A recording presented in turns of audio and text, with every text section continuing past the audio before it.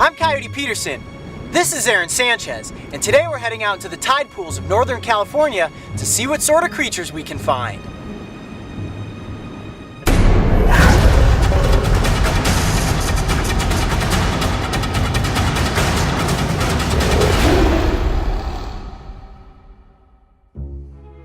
The California coastline is an epic sight for any set of eyes, and I have always been fascinated by the rising and falling of the tide.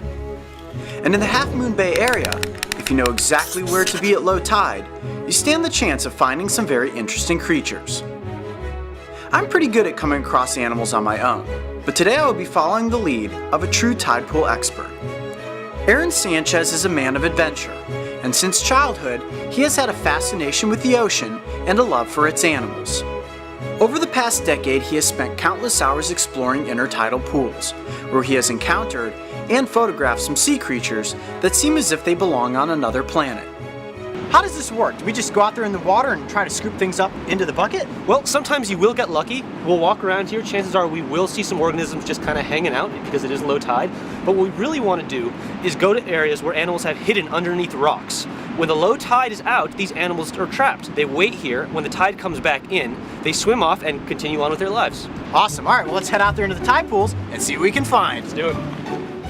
After less than 5 minutes of searching, Aron came upon the first find of the day. Yeah. What do you got? Oh, wow, I know what that is. That is a starfish, right? Starfish is pretty common, but the correct terminology is sea star. Really, that's crazy, but most people don't know that. Every book I've ever seen calls them starfish. It's pretty common, yeah. All right, now can we just pick this up? We can. He's just kind of walking along the surface here, so he's fine. He's moving extra slow, isn't he? Yeah. This is a leather star, and the reason it's called a leather star is because it feels actually like wet leather. Wow, it really does. It feels like a boot. It's pretty unique. It doesn't smell like anything, maybe a little bit like the ocean. Can I flip him over on this side? Oh, look at that, yeah, I can feel, wow, all those little feet are really sticky. These are actually called tube feet, and this is how the sea star gets around. All right, well, it's a pretty good start. Let's put him back in the water and see if we can find something a little crazy. Sounds good. The leather sea star was pretty incredible, but what we were really after is what Aron considers the holy grail of tide pool creatures, the elusive red octopus. I love a good challenge, so our search began. Okay, so Aron's walked up a ways there looking for creatures, and I just got to show you guys what it is that we're walking through. Look at this. This is all kelp, and it smells, oh, awful, but it feels really cool when you walk on it. Almost feels like moonwalking. How squishy and bouncy it is. It all feels like rubber. Man, it absolutely stinks. All right, well, I'm gonna catch up to him and see if we can find some more cool creatures. The tide pools were alive with all kinds of interesting and alien-looking animals. We found sea anemones, which might look like a plant, but are in fact an animal, related to coral and jellyfish. That feels so cool. All those little tentacles are so sticky. A nereid worm, which is the ocean's version of a living nightmare, and this one was just a baby, but they can grow to be nearly 2 feet in length. No thanks. Then there were the crabs, tons of crabs, including the purple shore crab, striped shore crab, and one big Pacific rock crab. Trust me, you don't want to find your finger in those pinchers. Several hours of searching had passed, with no sign of an octopus, but all was not lost, when suddenly we came across another gem of the tide pools. Aron, I think the toughest part about this is all the terrain. It's so slippery. You gotta watch your footing. Yeah, all right, you wanna flip this one? Let's see what we got. More crabs, I'm guessing.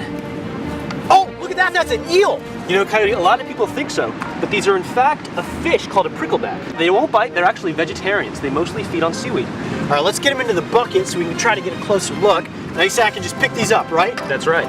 Coyote, one thing people might not know is that pricklebacks can actually breathe air.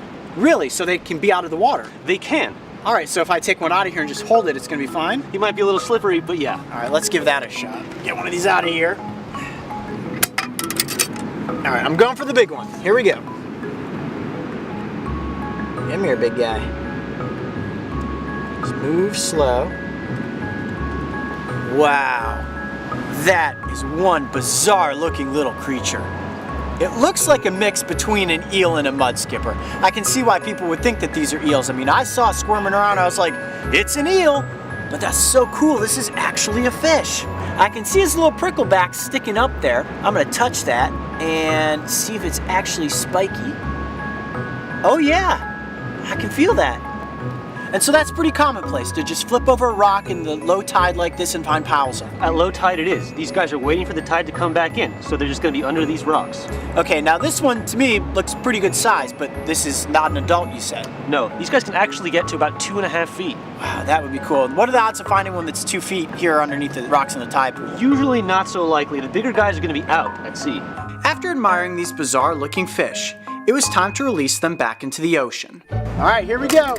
Getting the pricklebacks back into the ocean. Oh, with the tide coming in. All right, guys. See you later. Oh, there they go. Whew. Wow, that was awesome. Aron, thank you so much for having us out here to explore the intertidal pools. We saw so many creatures, sea anemones, sea stars, lots of crabs, and of course, the prickleback fish. But the one thing we didn't come across was the red octopus, which means we're gonna need to head back out to California soon to visit our friend Aron to see if we can find one. I'm Coyote Peterson. Be brave, stay wild. We'll see you on the next adventure. To check out some of Aron's amazing work, make sure to follow his Instagram account @waterbod or visit his website waterbodymedia.com. And if you thought the creatures of the tide pool were bizarre, make sure to check out my encounter with the whip scorpion. And don't forget, subscribe to join me and the crew on this season of Breaking Trail.